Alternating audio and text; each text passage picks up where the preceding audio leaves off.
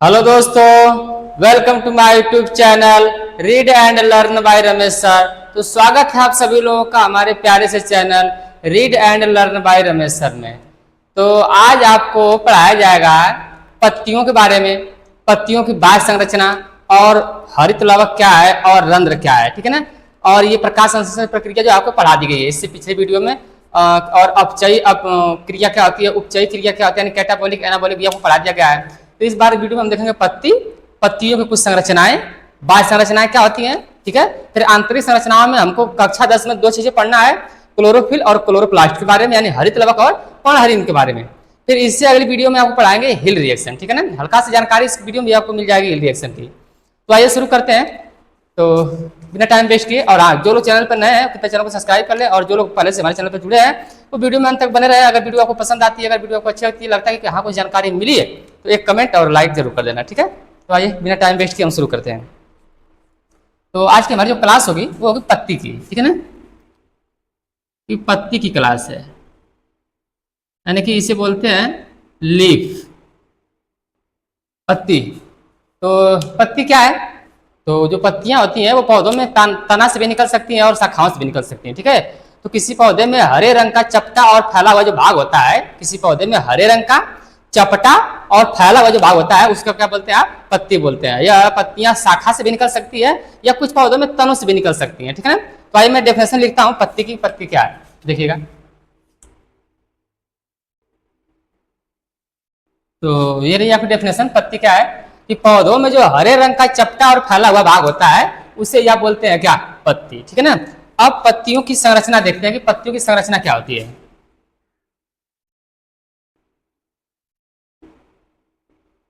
पत्ती की संरचना, जो पत्ती की संरचना है वो दो भागों में डिवाइड हो सकती है। जो पत्ती की संरचना है वो दो भागों में डिवाइड हो सकती है। क्या कि इसका बाह्य संरचना और इसकी आंतरिक संरचना, बाह्य संरचना और आंतरिक संरचना, दो संरचनाएं हैं पत्तियों की। अब बाह्य संरचनाओं में कौन कौन से पार्ट आते हैं उसको जरा गौर करिएगा। बाह्य संरचनाओं में आपको जो पार्ट आएंगे, पर्णाधार, यह पत्तियों के भाग है, ठीक है ना। बाह्य संरचना में पत्ती के क्या क्या भाग होते हैं उसके बारे में बताया था आपको। दूसरा है आपका पर्णवृंत, फिर है आपका मध्य सिरा,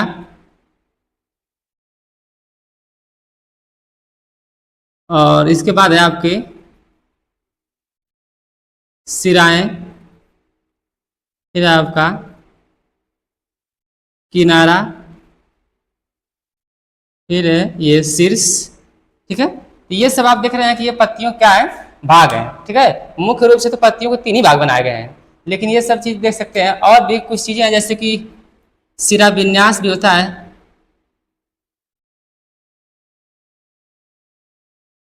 सिरा विन्यास, ठीक है। ये सब पौधों के क्या है, पत्तियों क्या है, बाहरी संरचनाओं के जो भाग होते हैं। आंतरिक संरचनाओं में तो बहुत कुछ होता है, लेकिन कक्षा 10 में आंतरिक संरचनाओं में हमें जो पढ़ना होगा वो क्या पढ़ना होगा, हम इसमें पढ़ेंगे किसके बारे में, जैसे कि पर्णहरित के बारे में पढ़ेंगे, ठीक है। और पर्णहरित के बारे में पढ़ेंगे, इससे आप हरित, हाँ ये पर्णहरित में अंग्रेजी में कहते हैं, और सॉरी पर्णहरित हिंदी में कहते हैं, अंग्रेजी में इसे क्लोरोफिल कहते हैं, क्लोरोफिल, ठीक है ना। पर्णहरित में पर्णहरित है, इसे अंग्रेजी में क्लोरोप्लास्ट कहते हैं, क्लोरोप्लास्ट। इसके बारे में देख लेंगे और देखेंगे हम इसमें कि हिल रिएक्शन क्या होता है, जबकि ये हिल रिएक्शन आपको अगली वीडियो में मिलेगा, ठीक है ना। तो ये आंतरिक संरचनाओं के अंदर इसे इन सब चीजों को हमें क्या करना होगा, पढ़ना होगा। अब इसमें कि ग्रेना, स्ट्रोमा, ये सब थैलेकॉइड्स क्या था, सब आंतरिक संरचना में देखा जाएगा, लेकिन कक्षा 10 में बहुत ज्यादा आंतरिक संरचना में कुछ है नहीं, इसीलिए इसमें काम भर की चीजों को हम लोग क्या करेंगे, पढ़ेंगे। लेकिन इतना पढ़ेंगे कि आपका एग्जाम की दृष्टि से भी पूरा आएगा और बाकी लोगों से भी आप ज्यादा सीखेंगे, ठीक है ना, क्योंकि आप भीड़ से एक कदम आगे ही सीखेंगे अगर मुझसे जुड़े हुए हैं तब। चलिए देखते हैं। तो इधर तो ये पत्तियों के जो कुछ है कि भाग हो गए, हाँ इनको अंग्रेजी में क्या कहते हैं कि इसको आप बोल सकते हैं कि लीफ बेस, ठीक है ना, यानी कि यह पत्ती का क्या है, आधार है। और ये क्या आपका पेशियोल है, ठीक है ना। और ये मिड रिब यानी कि इसको अंग्रेजी में बोलते हैं मध्य सिरा, मिड रिब, ये वेंस होती है, सिराएं, ये किनारा आता है, इसे अंग्रेजी में क्या बोलते हैं, मार्जिन बोलते हैं, ठीक है ना, मार्जिन। और ये शीर्ष है, इसे अंग्रेजी में आप बोलते हैं एपेक्स। और सिरा विन्यास को बोलते हैं वेनेसन, ठीक है, वेनेसन। ये आपका सिरा विन्यास है। तो अब इन पत्तियों की संरचना तो आप नाम देख लिए, लेकिन एक्चुअली पत्ती भी देखिए, तब सही से आप जान पाएंगे कि पत्ती भी देखिए, ठीक है ना। भाई हम पत्ती बना के दिखाते हैं आपको कि पत्ती कैसे बनती है। तो ये एक मान लेते हैं कि क्या आपका तना है, ठीक है, ये कोई तना है, और ये तना पे यहाँ पे एक गांठ है, नोड है, जिसे आप पर्णाधार कह सकते हैं। और पर्णाधार से निकल रही एक डंठल, ठीक है, जिसे आप पर्णवृत्त बोलेंगे। अब यहीं से ये डंठल आगे क्या करेगी, ऐसे कुछ इस प्रकार की डिजाइन हम बना दे रहे हैं पत्ती की। अब ये यहाँ से जो आपका ये डंठल आ रही थी, यही डंठल आगे आती है, लेकिन आगे आके थोड़ा सा क्या हो जाती है, पतली हो जाती है। जो डंठल वहां से चली है, यही डंठल आगे आ रही है, लेकिन आगे आगे क्या हो जाएगी, थोड़ा सा पतली हो जाएगी। अब इस डंठल ये जो पतली हो जा रही है, ठीक है ना, तो इसको बोलते हैं आप क्या, मध्य सिरा। अब इन मध्य सिराओं से क्या निकलती हैं, पतली पतली सिराएं निकली रहती हैं। इन मध्य सिरा से निकली होती है पतली पतली सिराएं। अब इन पतली पतली सिराओं से भी निकले होते हैं, जानते हैं क्या, सिराकाएं निकली होती हैं। इन पतली पतली सिराओं से भी निकली होती हैं, तो उन्हें आप बोल सकते हैं सिराकाएं। और ये जो सिराकाएं होती हैं, एक प्रकार का जाल बनाती हैं इस पत्ती के अंदर, ये पूरा फैली हुई होती हैं, ठीक है ना, ये पूरा फैली हुई होती हैं। और क्या बनाती हैं, एक प्रकार का जाल बना रही होती हैं। एक तरह से जाल नजर आ रहा है, ठीक है। अच्छा, इसके बाद ये जो देख रहे हैं कि ये किनारे का हिस्सा, ये यूं किनारे का, इसका जो परिधि है इस पत्ती का, उसको, तो इस किनारे के जो हिस्से को आप बोलते हैं मार्जिन, ठीक है ना। इस किनारे के हिस्से को आप बोल सकते हैं क्या, मार्जिन, या फिर किनारा वाला हिस्सा। अब ये देख रहे हैं कि ये इसका पत्ती का कोना है, तो इस कोने वाले भाग को आप हिंदी में बोल सकते हैं क्या, शीर्ष। अच्छा, अंग्रेजी में बोल सकते हैं आप इसको एपेक्स, ठीक है। अच्छा, ये जो देख रहे हैं, जो बीच में ये मोटी सी डंठल है, इस डंठल का नाम आप दे दीजिए क्या, कि मध्य सिरा। जो बीच में आप देख रहे हैं मिड रिब है, मध्य सिरा। अब ये जो देख रहे हैं कि जो तना से निकली हुई एक डंठल है, इसको आप बोलते हैं पर्णवृंत। अच्छा, ये जो गांठ देख रहे हैं यहाँ पे, जो तना और इस पर्णवृंत के बीच में लगा हुआ है, इस गांठ को आप बोलते हैं कि पर्णाधार। क्या बोलते हैं, पर्णाधार, यानी लीफ है बेस, ठीक है।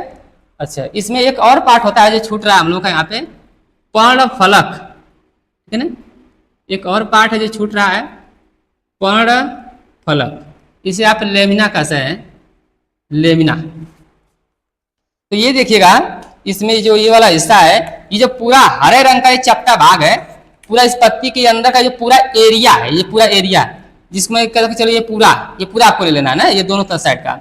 अगर इस हरे रंग के पूरे चपटे भाग को देखें, तो इसको आप बोलते हैं पर्णफलक, यानी कि इसे लेमिना कहते हैं, यानी पर्णफलक, ठीक है ना। सबसे ज्यादा बड़ा यही होता है इसमें, पर्णफलक। तो ये हो गया आपके कुछ पत्तियों के भाग। अच्छा, ये जो पतली पतली इसमें से निकली हैं, इनको आप क्या नाम दे सकते हैं, इनको आप नाम दे सकते हैं कि ये सिराएं हैं आपकी।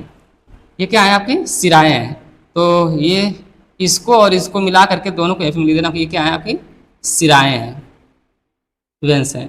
और इनसे भी कुछ पतली पतली निकली हुई हैं ये, और इनमें से पतली पतली आगे जाके निकलेंगे। ये सब क्या है, सिराकाएं हैं, ठीक है ना, उससे भी छोटी छोटी हो जाएंगी। तो ये हो गई आपकी पत्ती, और पत्ती की हो गई बाह्य संरचना, यानी बाहर से पत्ती कुछ ऐसी नजर आती है। ये आपका तना है, स्टेम अंग्रेजी में से बोलते हैं तना को। ये आपका क्या, पर्णाधार है। तो अब देख लीजिए इनका कुछ खास बातें क्या है, कि जहां पे पत्ती तना से जुड़ी हुई है, इसे बोलते हैं पर्णाधार, यानी कि यही पत्ती का आधार जो उसको टिका के रखा है, ठीक है।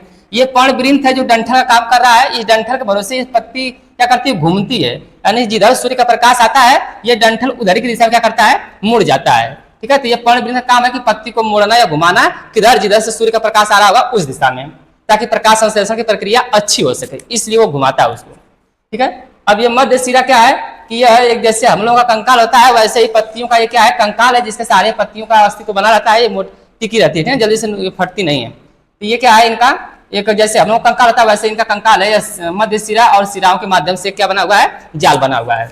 ये पर्णफलक, यानी ये पूरे हरे रंग का जो चपटा भाग होता है, इसे बोलते हैं क्या, पर्णफलक। और जो पत्तियों का सबसे कोने वाला भाग है, जो लास्ट सिरा एकदम, इसको आप बोलते हैं शीर्ष, यानी एपेक्स, ठीक है। और जो किनारे किनारे का हिस्सा है, इसको आप बोलते हैं क्या, मार्जिन, ठीक है। पत्तियों के इतने भाग होते हैं, बाहर से अगर देखेंगे आप तब। अब इस पत्ती के बारे में और चर्चा करें, तो देखिए हम यहाँ पे एक और पत्ती बना रहे हैं। यहाँ बना दे रहे हैं, दिखाई दे रहा होगा आपको, तो कुछ अलग मार्कर से कर दे रहे हैं। अगर ये मान लीजिए कि आपकी पत्ती होती,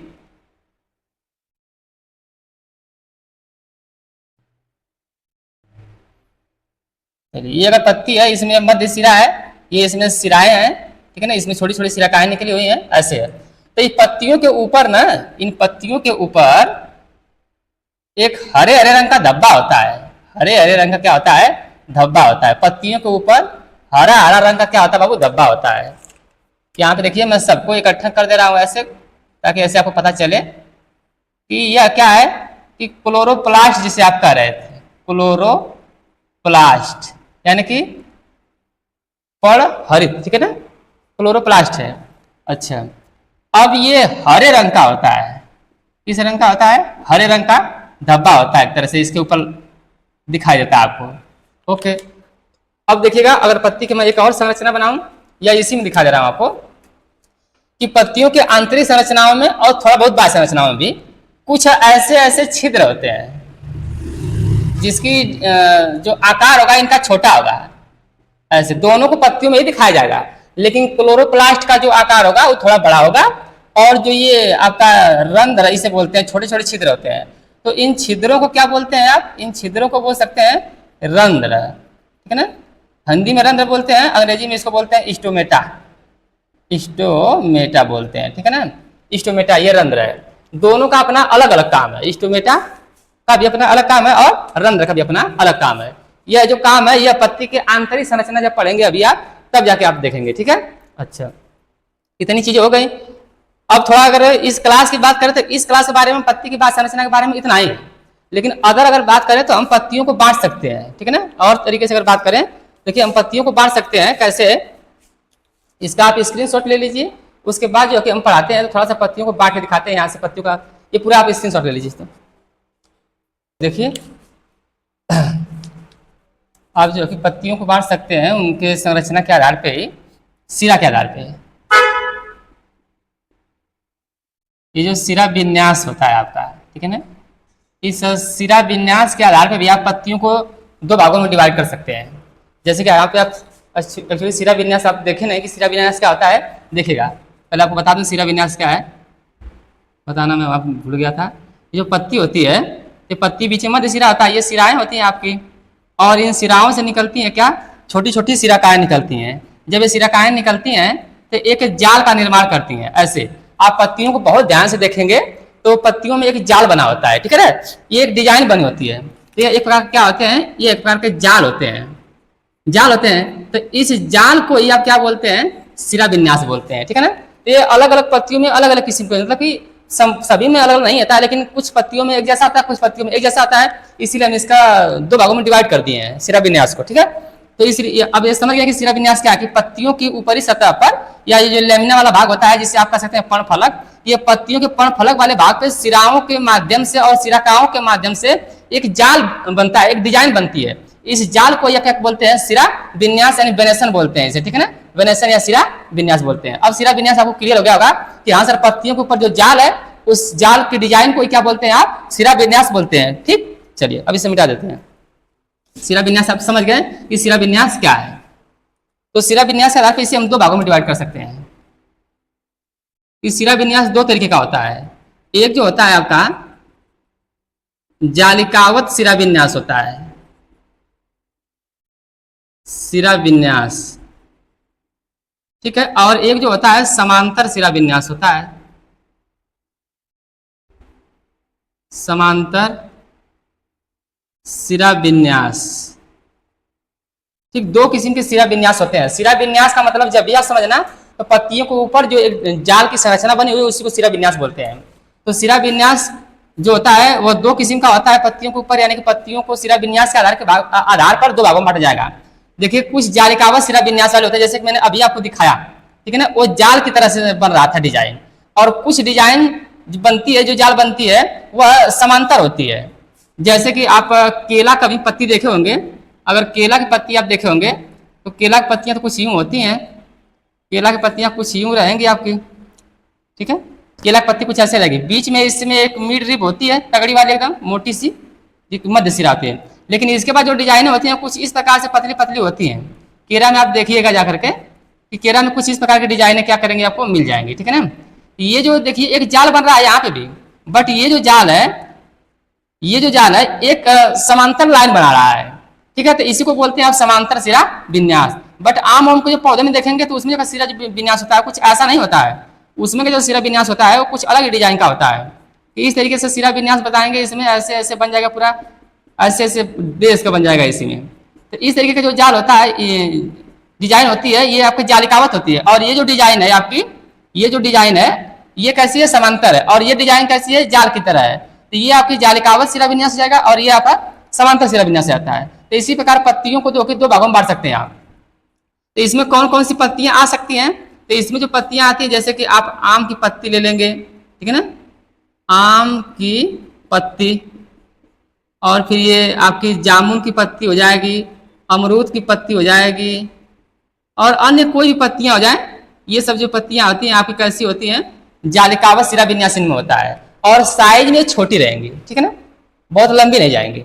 अच्छा, दूसरी बात कि आप समांतर सिरा विन्यास वाले एग्जाम्पल में कौन कौन सी पत्तियां आ जाएंगी, तो आप कह सकते हैं कि सर केले की पत्ती हो जाएगी। केले की पत्ती का मैंने एग्जाम्पल दे दिया। लेकिन इसके अलावा जो गेहूं की पत्ती होती है उसमें जो बीच जाल बनता है वो सीधा खड़ा खड़ा बनता है एकदम, ठीक है ना। गेहूं, धान, मक्का, जिसे आप स्थानीय भाषा में लोग जुनरी या भुट्टा भी बोलते हैं इसको, ठीक है ना।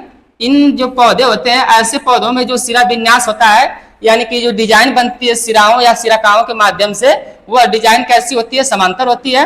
और अन्य पौधों की पत्तियों में जो डिजाइन बनती है सिराओं के माध्यम से, वो कैसी होती है, जालिकावत होती है, यानी कि जाल की संरचना के जैसी होती है। आप देख सकते हैं कि जाल की संरचना जैसी है, ये समांतर है, कुछ इस प्रकार से होती है, ठीक है। तो इस प्रकार से आप इसको दो भागों में क्या कर सकते हैं, बांट सकते हैं। फिर इसके बाद आप चाहे तो या और किसे बांट रहे हैं आप, पत्ती को बांट रहे हैं आप, पत्ती को दो भागों में सिरा विन्यास के आधार पर बांटे हैं। फिर हम चाहे तो पत्ती को हम बाह्य संरचना के आधार पर बांट सकते हैं। पत्ती को बाह्य संरचना के आधार पर यानी किनारे वाला संरचना के आधार पर बांट सकते हैं। तो पत्ती को किनारे वाली संरचना के आधार पर बांटेंगे तो इस हिसाब से एक सरल पत्ती आती है, एक सरल पत्ती आती है और एक संयुक्त पत्ती होती है। एक सरल पत्ती और एक संयुक्त पत्ती, मतलब इसको सिंपल लीफ कहते हैं, इसको कॉम्प्लेक्स या कंपाउंड लीफ कहते हैं अंग्रेजी में, ठीक है ना। अब इसका क्या मतलब है सर जी, इसका लॉजिक समझाइए। तो इसका लॉजिक ये है कि कुछ पत्तियां आप देखेंगे अपने लाइफ में, अपने जीवन में देखे होंगे, जरूर देखे होंगे, कि उन पत्तियों की जो ये किनारे वाले हिस्से होते हैं ना, कुछ ऐसे कटे पीटे होते हैं। इनकी जो किनारे वाले जो हिस्से होते हैं वो कैसे होते हैं, ऐसे कटे पीटे होते हैं। ऐसे देखा है, जैसे नीम की पत्ती होगी, गुलाब के फूल की पत्ती होगी, वो ऐसे कटी पीटी हुई होती है, ठीक है ना। तो इसको इधर आप बना दे रहे हैं, इधर, क्योंकि ये एक संयुक्त होती हैं। जो ये डिजाइन वाली पत्तियां होती हैं वो कैसी होती हैं, संयुक्त होती हैं। ये संयुक्त पत्तियां होती हैं जो डिजाइन वाली होती हैं। और किनारे से अगर कोई डिजाइन नहीं है, एकदम सिंपल है, किनारे से कोई कटा पीटा नहीं है, तो ये कौन सी पत्ती है, सरल पत्ती है। तो पत्ती को हम सिरा विन्यास के आधार पर बांटेंगे, ठीक है। पत्ती को अगर हम सिरा विन्यास के आधार पर बांटेंगे तो कुछ इस तरीके से बांटेंगे, और पत्ती को अगर हम बाह्य संरचना के हिसाब में बांटेंगे, यानी किनारे किनारे की संरचना के हिसाब से, तो कुछ इस प्रकार से दो भागों में बांट सकते हैं। तो ये रही आपकी पत्ती की बाह्य संरचना, जो कि ये क्लास 10th के लेवल में तो नहीं है, बट आप पत्ती पढ़ रहे थे तो हमने आपको क्या किया, बता दिया, ठीक है। अब इसके बाद हम देखते हैं जो क्लास 10th में उपयोगी चीजें हैं, यानी पत्ती की आंतरिक संरचना के बारे में, यानी इन लोगों के बारे में क्या करते हैं, अध्ययन करते हैं, क्लोरोफिल और क्लोरोप्लास्ट के बारे में, ठीक है। तो आइए देखते हैं। तो इसका सबसे पहले था स्क्रीनशॉट ले लीजिए।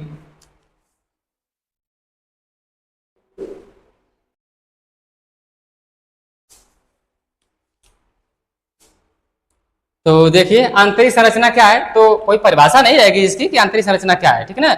बट हम यहाँ पे कह सकते हैं कि आंतरिक संरचना के अंतर्गत क्या क्या आते हैं, ठीक है ना। आंतरिक संरचना के अंतर्गत मुख्य रूप से रंध्र और हरित लवक आते हैं, ठीक है ना। मुख्य रूप से क्या आते हैं, रंध्र और हरित लवक, ठीक है। यहाँ हरित लवक मैंने हरित लिख दिया था, हरित लवक होता है हिंदी इसका, ठीक है ना। तो क्या पाया जाता है, मुख्य रूप से दो चीजें पाई जाती हैं पत्तियों में, रंध्र और हरित लवक। आंतरिक रूप में देखेंगे तो यही होता है, ठीक है ना। वैसे पत्तियों की भी दो परतें हैं, एक बाह्य परत है, एक आंतरिक परत है, ठीक है। तो बाह्य परत में आपका यह हरित लवक होता है और थोड़ा बहुत बाह्य परत में रंध्र भी होता है। लेकिन ज्यादा मात्रा में आंतरिक परत में कौन होता है, रंध्र होता है। पत्तियों में केवल 2 ही चीजें होती हैं, जैसे कि ये कोई पत्ती होगा, ये कोई अगर पत्ती है तो इस पत्ती में अभी आपको हमने बना के दिखाया था कि यहाँ पे बड़े बड़े क्या है कि हरे हरे रंग के कुछ धब्बे पाए जाते हैं। तो इस हरे रंग के धब्बों को क्या कहते हैं, अभी अभी आप देखे थे, इन धब्बों को आप कहते हैं हरित लवक यानी कि क्लोरोप्लास्ट। ठीक है ना, इसके पहले अगर हिंदी मिस्टेक हो गई तो देखने सुधार लीजिएगा। हरित लवक यानी इसे आप बोलते हैं क्लोरोप्लास्ट।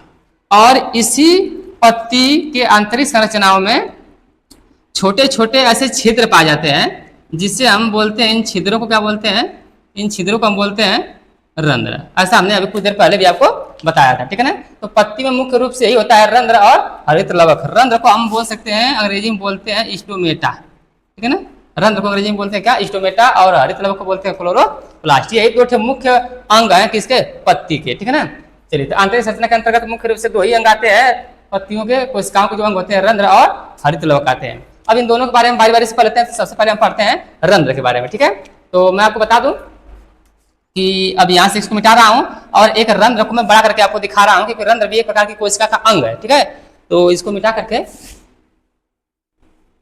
यहाँ पे आपको दिखा रहा हूं और इसको भी हटा दे रहा हूं। देखिएगा, जो ये रंध्र होती है, अगर पत्तियों में से इनको हम बड़ा करके आपको दिखाएं तो रंध्र कुछ इस डिजाइन का होता है।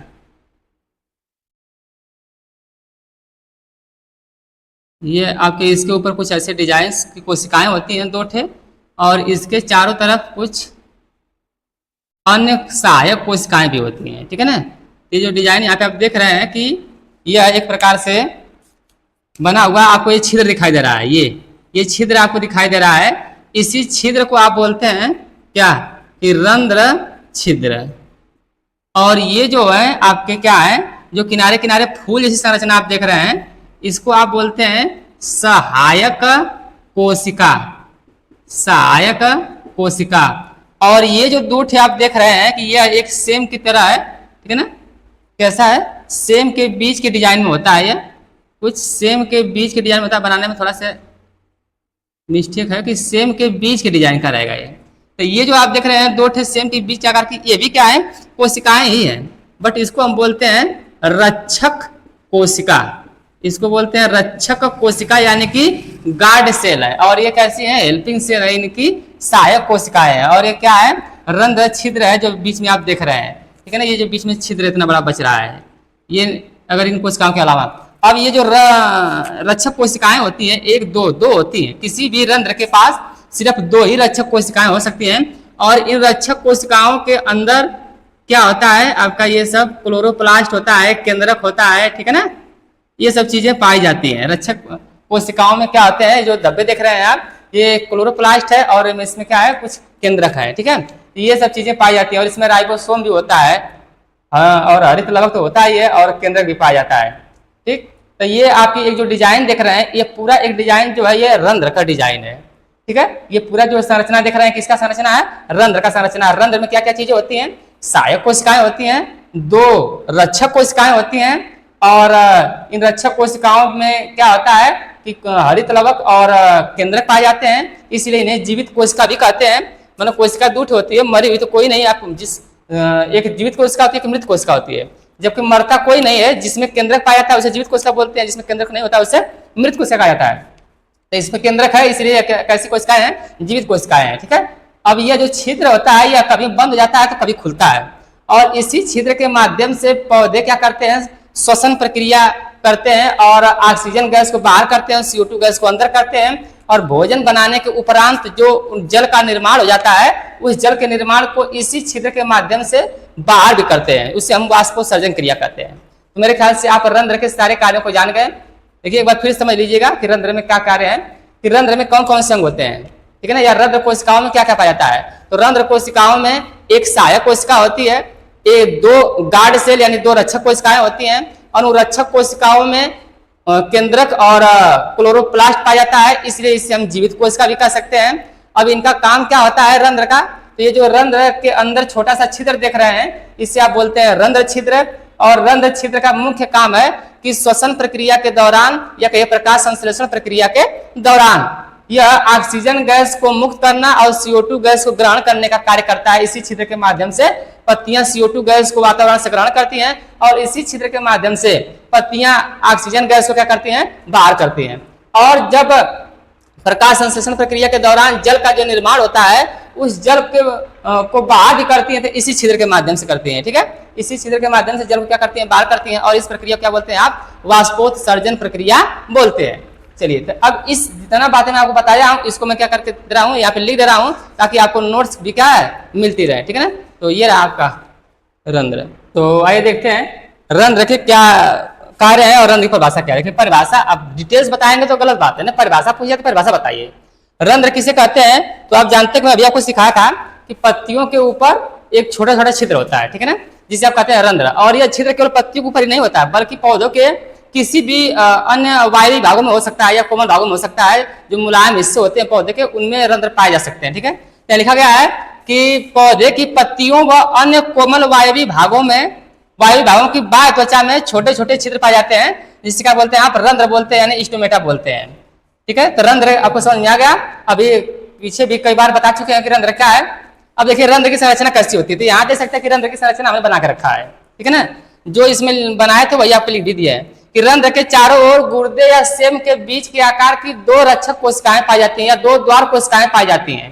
तो देखिए कि रंध्र छिद्र ये है, इसी के चारों ओर सेम या गुर्दा के आकार की दो द्वार कोशिकाएं हैं, जिसे आप रक्षक कोशिकाएं कर सकते हैं, यानी गार्ड सेल कर सकते हैं, यानी इसकी रक्षा कर रही है, किसकी, इस छिद्र की रक्षा कर रही है। ठीक है, अगला है कि द्वार कोशिकाओं की जो बाह्य भित्ति होती है वो कैसी होती है, पतली होती है। ये जो द्वार कोशिकाएं हैं इनका एक बाहरी हिस्सा होगा, एक आंतरिक हिस्सा होगा। जो भी कोई चीज बनी हुई है, ये चीज है, इसका ये आंतरिक हिस्सा, एक बाहरी हिस्सा है।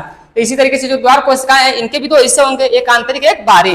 तो जो बाहरी हिस्सा होगा वो कैसा होगा, पतला होगा, और जो आंतरिक हिस्सा होगा वो मोटा होगा। यानी कि जो द्वार कोशिकाओं की जो आंतरिक दीवारें होती हैं वो मोटी होती हैं, और जो द्वार कोशिकाओं की बाह्य दीवारें होती हैं कैसी होती हैं, पतली होती है। ठीक है, तो ये बात यहाँ लिखी गई है कि बाह्य भित्ति यानी बाह्य दीवार पतली और आंतरिक दीवार कैसी होती है, मोटी होती है। और द्वार कोशिकाओं में हमने आपको बताया कि ये जो है कि द्वार कोशिकाओं में क्या है कि ये क्लोरोप्लास्ट यानी हरित लवक है और केंद्रक भी है। ठीक है ना, क्लोरोप्लास्ट भी है और न्यूक्लियस भी है, जिसे आप हरित लवक कह सकते हैं। और इसके अंदर क्या भरा रहेगा आपका, जीव द्रव्य भी कुछ रहता है। तो ये सब चीजें पाई जाती है किसमें, द्वार कोशिकाओं में। तो द्वार कोशिकाओं में केंद्रक भी है, हरित लवक भी है, जीव द्रव्य भी है, ये सब चीजें पाई जाती हैं। अर्थात यह सब एक प्रकार की कैसी कोशिकाएं हैं, जीवित कोशिकाएं हैं। जीवित कोशिकाओं का अर्थ होता है कि जिनमें केंद्रक पाया जाता है, मुख्य रूप से उसे जीवित कोशिका बोलते हैं। चलिए अब देखिएगा यहाँ पे रंध्रों का कार्य है, यही तो मेन है आपका रंध्र, इसीलिए पढ़ ही रहे हैं आप कि रंध्रों के क्या काम है। तो रंध्रों के मुख्य रूप से दो कार्य हैं, रंध्र के मुख्य रूप से दो कार्य हैं। पहला काम है इसका क्या कि गैसों का आदान प्रदान। क्या काम है, गैसों का आदान प्रदान, यानी कि आदान प्रदान का मतलब है कि गैसों को ग्रहण करना और गैसों को बाहर करना। और दूसरा काम है वाष्पोत्सर्जन क्रिया। अभी अभी मैंने आपको बताया कि वाष्पोत्सर्जन क्रिया का मतलब होता है कि जब प्रकाश संश्लेषण की क्रिया हो रही होती है पत्तियों के अंदर, ठीक है ना, तो वहां पे जल का भी निर्माण हो जाता है और उसी जल को क्या करते हैं, पौधे की पत्तियां इस रंध्र छिद्र के माध्यम से अपने अंदर से बाहर कर देती हैं। तो पौधों की पत्तियां जो कि जल को बाहर कर देती हैं, तो जल को बाहर निकालने की प्रक्रिया क्या है, वाष्पोत्सर्जन प्रक्रिया है। इस प्रक्रिया में जल की हानि होती है कि जल का लाभ होता है। तो इस प्रक्रिया से जल की हानि होती है, अर्थात पौधों के अंदर से जल बाहर निकल जाता है। ठीक है, और गैसों का आदान प्रदान तो आप समझ गए। तो अब इसे और डिटेल्स में समझने के लिए देखिएगा क्या होता है। जैसे कि जब प्रकाश संश्लेषण की प्रक्रिया होगी, ठीक है ना, दिन में, क्योंकि प्रकाश संश्लेषण प्रक्रिया कब होती है, दिन में होती है। प्रकाश संश्लेषण यह कब होता है बच्चों, दिन में होता है। तो जब प्रकाश संश्लेषण दिन में होगा तो पक्का है कि दिन में क्या होगा, O2 गैस निकलेगी। कौन सी गैस, O2, क्योंकि प्रकाश संश्लेषण जब भी होता है तो कौन सी गैस निकलती है, O2। मैंने आपको पिछली वीडियो में भी रिएक्शन में पढ़ाया है कि जब पेड़ पौधे CO2 गैस लेते हैं वातावरण से और जमीन के अंदर से जल ग्रहण करते हैं, तो सूर्य के प्रकाश की उपस्थिति में और क्लोरोफिल की उपस्थिति में वह अपना भोजन बनाते हैं, और यही है ग्लूकोज उनका भोजन। तो साथ में जल का भी निर्माण होता है और साथ में ऑक्सीजन गैस का भी निर्माण होता है। तो दो चीजें वहां से बाहर निकलती हैं, एक ऑक्सीजन गैस बाहर निकलती है और एक जल बाहर निकलता है। तो क्या होता है यहाँ पे कि दिन में प्रकाश संश्लेषण कब होता है, दिन में, और दिन में कौन सी गैस बाहर निकलेगी, O2 गैस। समझ में? अच्छा, अब पौधे जानते हैं, जैसे हम अपना भोजन बनाते हैं तो पौधे भी अपना भोजन बनाते हैं, ठीक है। जैसे हम शोषण करते हैं पौधे भी शोषण करते हैं। तो पौधों के अंदर भी एक प्रक्रिया होती है, कौन सी प्रक्रिया? श्वसन प्रक्रिया। तो ये श्वसन प्रक्रिया जानते हैं कब होती है? रात में होती है। श्वसन प्रक्रिया कब होती है बच्चों? रात में होती है। और रात में कौन सी गैस निकलती है? CO2 गैस निकलती है पौधों के द्वारा। इसीलिए कुछ लोगों का मानना होता है कि रात में पौधे के नीचे नहीं सोना चाहिए, क्योंकि पौधे के नीचे सोने से CO2 गैस की मात्रा जो होती है उस आसपास के एरिया में बढ़ जाती है, जिससे दम घुटने से आपकी मौत हो सकती है, यानी कि आप सोए सोए ही मर सकते हैं। तो इसीलिए रात के समय पौधे के यानी किसी बड़े पेड़ के नीचे आप न सोएं, ठीक है ना, क्योंकि श्वसन प्रक्रिया में वो ज्यादा से ज्यादा मात्रा में CO2 गैस का क्या करेगा? निर्माण करेगा। पर ऐसा हमेशा नहीं हो सकता है। बहुत बड़ा कोई ज्यादा मात्रा जनसंख्या में पेड़ पौधे हैं तो रात को ऐसा संभावना जताई जा सकती है कि ऐसा हो जाए, लेकिन ये कन्फर्म है कि रात में ऑक्सीजन गैस पेड़ पौधे नहीं दे सकते हैं। क्यों नहीं दे सकते हैं? क्योंकि वह प्रकाश संश्लेषण की प्रक्रिया जब तक होती नहीं है तब तक ऑक्सीजन गैस निकलती नहीं है, ठीक है ना। हवा में बात मैं नहीं कर रहा हूँ, डायरेक्ट प्रूफ देखिए। ये जो रिएक्शन बताता है कि इस रिएक्शन के माध्यम से O2 गैस बाहर निकल रही है, और ये रिएक्शन तभी होती है जब इसको क्या मिलता है? सूर्य का प्रकाश मिलता है, और सूर्य का प्रकाश हमेशा दिन में मिलेगा। इसका मतलब कि ऑक्सीजन गैस हमेशा दिन में ही बाहर आएगी। अब आप सोचेंगे कि तब हम रात में जिंदा कैसे हैं? अगर रात में पेड़ पौधे ऑक्सीजन गैस नहीं दे रहे हैं तो हम जो शोषण कर रहे हैं रात में ऑक्सीजन गैस आ कहां से रही है? तो इसका यह जवाब होगा कि जो पेड़ पौधे होते हैं वो दिन में इतना ज्यादा मात्रा में ऑक्सीजन गैस दे देते हैं, इतना ज्यादा मात्रा में ऑक्सीजन गैस दे देते हैं कि वह ऑक्सीजन की जो मात्रा होती है वातावरण में वह बनी रहती है CO2 से ज्यादा। CO2 से ज्यादा यानी CO2 गैस से ज्यादा मात्रा किसी होती है? ऑक्सीजन की होती है। इसलिए रात में ऑक्सीजन नहीं भी देते हैं पेड़ पौधे तो भी हमारा जीवन यापन हो जाएगा, हमारा काम चल जाएगा, ठीक है ना। इनके दिन में दी हुई ऑक्सीजन गैस की मात्रा इतनी ज्यादा होती है CO2 के मुकाबले कि हमें कोई दिक्कत नहीं आती है, रात को भी नहीं। अगर ये रात को ऑक्सीजन गैस नहीं भी हमको देंगे तो भी कोई दिक्कत वाली बात नहीं है, लेकिन रात में CO2 गैस देने लगते हैं, ठीक है। इस वजह से रात में पेड़ के नीचे आपको नहीं सोना चाहिए। अच्छा, आगे देखिए। तो ये जो रंध्र छिद्र देख रहे हैं आप, ये रंध्र छिद्र आवश्यकता अनुसार खुलते भी हैं और आवश्यकता अनुसार बंद भी होते हैं, ठीक है। जो रंध्र छिद्र होते हैं वो जरूरत पड़ने पर खुल भी जाते हैं और जरूरत पड़ने पर बंद भी हो जाते हैं। कैसे हो जाते हैं कि ये दिन में क्या होते हैं कि बंद रहते हैं और रात में नहीं, सॉरी, दिन में ये खुल जाते हैं। जो रंध्र होते हैं, ये जो रंध्र छिद्र होते हैं ये दिन में खुले हुए होते हैं और रात के समय क्या हो जाते हैं? बंद हो जाते हैं। अब इनके खुलने और बंद करने का अगर आप रात दिन याद किए रहेंगे तो मेरे ख्याल से क्या हो जाएगा, आप भूल सकते हैं। मैं आपको इसका ट्रिक बताता हूँ, ट्रिक नहीं, इसका पूरा फॉर्मेशन बताता हूँ, कैसे सब निर्माण हो रहा होता है और ये प्रक्रिया कैसे चल रही होती है, ठीक है। देखिए, जब पत्तियों के अंदर क्या होता है कि प्रकाश संश्लेषण की प्रक्रिया द्वारा जब भोजन बन रहा होता है तो पत्तियों के अंदर किसी का निर्माण हो जाता है बच्चों? जल का, अतिरिक्त जल का निर्माण हो जाता है। और जब अतिरिक्त जल का निर्माण होता है तो ये जो द्वार कोशिकाएं हैं ना, ये फूल जाती हैं। या कहिए कि जो रंध्र छिद्र है, इस रंध्र में इतना ज्यादा पानी आ जाता है, ये क्या करती है, इसकी आंतरिक सतहें फूलने लगती हैं, पानी की वजह से फूलने लगती हैं। अब ये ठेठ भाषा में यानी कि आपकी भाषा में, लेकिन अगर सही भाषा में, विज्ञान भाषा में बात करें तो हम कह सकते हैं कि परासरण जो दाब होता है, ठीक है ना, परासरण दाब क्या करता है? बढ़ने लगता है। अब परासरण दाब 9th क्लास में है, ठीक है, उसको आप देख सकते हैं जाकर के। तो परासरण, जब ये प्रकाश संश्लेषण प्रक्रिया होती है तो प्रकाश संश्लेषण प्रक्रिया के दौरान जल बनता है, जल अधिक हो जाने की वजह से परासरण दाब बढ़ जाता है। परासरण दाब बढ़ जाने की वजह से ये कोशिकाएं क्या होती हैं? फूलने लगती हैं, जिसकी वजह से जो द्वार कोशिकाएं हैं पहले बंद रहती हैं, फिर जब पानी अंदर ढेर भर जाएगा तो क्या करेंगी? ऐसे ऐसे खुल जाएंगी। जब खुल जाएंगी तो पानी यहाँ से क्या करेगा? बाहर निकल जाएगा, ठीक है ना। तो इस हिसाब से कह सकते हैं कि दिन के समय, ठीक है ना, मैं यहाँ पे लिख दे रहा हूँ कि दिन में हमेशा नहीं, ठीक है ना, दिन में ये जो रंध्र छिद्र होते हैं, रंध्र छिद्र क्या करते हैं? खुले रहते हैं।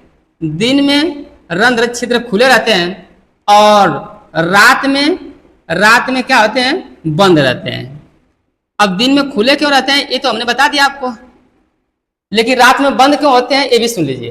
तो रात में प्रकाश संश्लेषण प्रक्रिया संभव नहीं है। क्यों? क्योंकि सूर्य का प्रकाश मिलेगा नहीं। जब सूर्य का प्रकाश नहीं मिलेगा तो क्लोरोफिल रहेगा तो भी कोई मतलब नहीं है। यहाँ पे अगर क्लोरोफिल आपके पास है भी तो भी बिना सूर्य के प्रकाश के आप ये रिएक्शन नहीं करा सकते हैं। अब ये रिएक्शन क्यों नहीं करा सकते हैं, मतलब कि ये प्रकाश संश्लेषण क्यों नहीं हो सकता है, इसको जब मैं अगली वीडियो में हिल रिएक्शन पढ़ाऊंगा या प्रकाशिकीय अभिक्रिया पढ़ाऊंगा तब आपको ये जरूर मैं याद दिलाऊंगा कि आखिर नॉर्मल अंधेरे में आप प्रकाश संश्लेषण क्यों नहीं हो सकता है। ठीक है ना।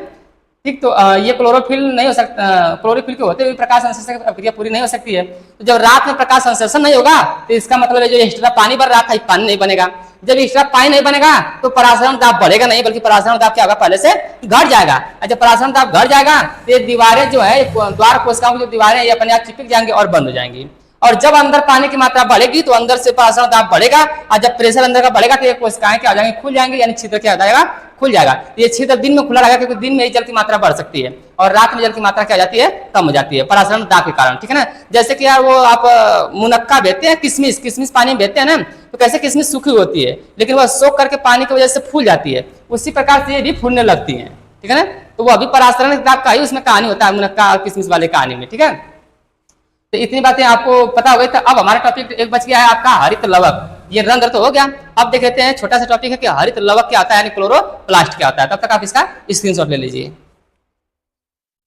तो आइए देखते हैं हरित लवक क्या है, यानी क्लोरोप्लास्ट क्या है। यह हरे रंग का एक कोशिकांग है, जैसे रंध्र कोशिका का अंग था वैसे ही हरित लवक भी क्या है, कोशिकांग है, ठीक है ना। और हर कोशिकांग का एक अपना आकार होता है। सबसे बड़ा जो अंग होता है वह न्यूक्लियस यानी केंद्रक होता है। उसके बाद दूसरा सबसे बड़ा अंग यही क्लोरोप्लास्ट ही होता है, ठीक है।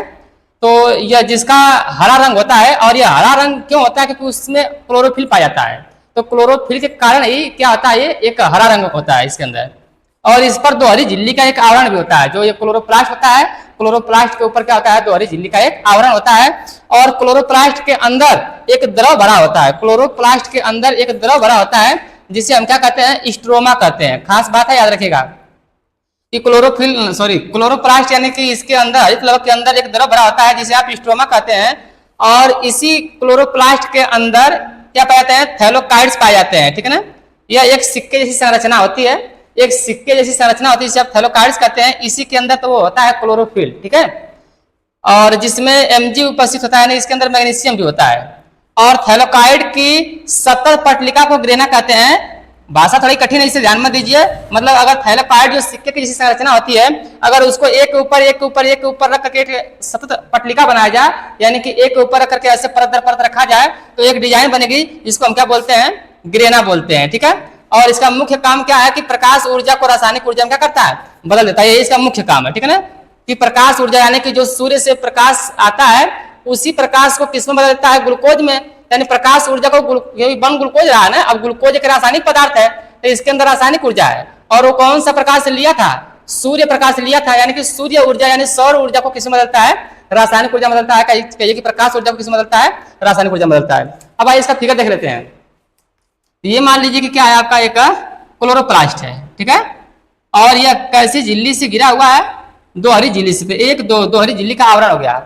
अब इस दोहरी झिल्ली के अंदर क्या भरा हुआ है, एक लिक्विड भरा हुआ है, एक लिक्विड भरा हुआ है।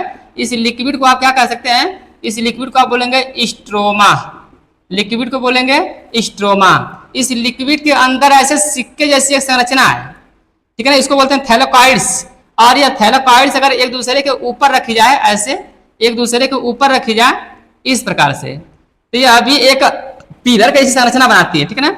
और एक क्लोरोप्लास्ट के अंदर ऐसे ऐसे कम से कम 2 या 3 मैक्सिमम होने की संभावना रहती है, किसकी, ऐसे ऐसे पिलर्स की। ये जो पिलर्स हैं इसको आप बोलते क्या है, ग्रेना। इसको आप बोलेंगे ग्रेना, क्योंकि ये लगातार पट्टियां रख दी गई हैं। अगर इसको एक है बस खाली खोल के दिखाया जाए, बस ओनली वन एक थे इस तरीके से, तो इसको आप बोल सकते हैं क्या, थैलोकाइड्स, थैलोकाइड, ठीक है ना। इसमें से कोई एक निकाल लिया जाए तब। अब यही थैलोकाइड के ऊपर थैलोकाइड, थैलोकाइड के ऊपर थैलोकाइड, ऐसे से रखते रखते पिलर का बना दे रहे हैं पिलर। तो इसको आप बोल सकते हैं, इस संरचना को क्या बोलेंगे, ग्रेना। और जो इसके अंदर लिक्विड भरा है उसको क्या बोलेंगे आप, स्ट्रोमा। अब इसी के थैलोकाइड के अंदर भी क्या होता है कि इसमें भरा होता है क्लोरोफिल। इसमें क्या होता है, क्लोरोफिल कहाँ होता है, थैलोकाइड्स के अंदर होता है। ये जो आप डिजाइन देख रहे हैं, ये आप देख रहे हैं, इसके अंदर ये क्या आपका क्लोरोफिल है, क्लोरोफिल, ठीक है ना, जिसे आप पर्णहरिम कहते हैं, जिसे आप पर्णहरिम कहते हैं। अब इस पर्णहरिम के अंदर अगर देखा जाए, इस पर्णहरिम के अंदर देखा जाएगा तो इसमें एक तत्व भरा है, कौन सा है वो, Mg यानी मैग्नीशियम है, ठीक है ना। अब यही क्लोरोप्लास्ट यानी हरित लवक के अंदर क्या होता है, प्रकाश संश्लेषण की प्रक्रिया संपन्न होती है। क्योंकि अब तक आप जानते थे कि क्लोरोफिल के कारण प्रकाश संश्लेषण की प्रक्रिया होती है, भोजन बनता है। तो ये क्लोरोफिल देख रहे हैं कितना अंदर जाकर के है। तो मैं आपको जब हिल रिएक्शन, इसके आगे वाली वीडियो में यानी प्रकाशिकी अभिक्रिया या जिस एक हिल रिएक्शन होता है, ठीक है ना, प्रकाशिकी और अप्रकाशिकी यानी लाइट और डार्क रिएक्शन जो होता है, तो मैं आपको इसके बाद लाइट रिएक्शन और डार्क रिएक्शन यानी प्रकाशिकी और अप्रकाशिकी पढ़ाऊंगा। तो प्रकाशिकी अभिक्रिया को हम हिल रिएक्शन बोलते हैं। तो हिल रिएक्शन आपको पढ़ाऊंगा, तब बताऊंगा कि भोजन कैसे बनता है, प्रकाश कहाँ पहले के गिरता है, यहाँ स्ट्रोमा में गिरेगा कि ग्रेना में गिरेगा कि थैलेकाइड्स में गिरेगा कि परारी में गिरेगा, कहाँ गिरेगा, क्या बनेगा, ऐसे बताया जाएगा आपको नेक्स्ट वीडियो में, वो भी हिल रिएक्शन में। ठीक है, तो आपको वीडियो कैसी लगी कमेंट में बताइएगा, और अगर वीडियो अच्छी लगी, जानकारियां लग रहा है कि आपको नहीं कुछ जानकारी मिली है, तो कृपया एक कमेंट और एक लाइक जरूर कर दीजिए। और जो लोग चैनल पर नए हैं वो चैनल को सब्सक्राइब कर ले, ताकि उनको ऐसी वीडियो देखने को हर रोज मिल सके जब भी मैं वीडियो अपलोड करूंगा तब। ठीक है ना, थैंक यू।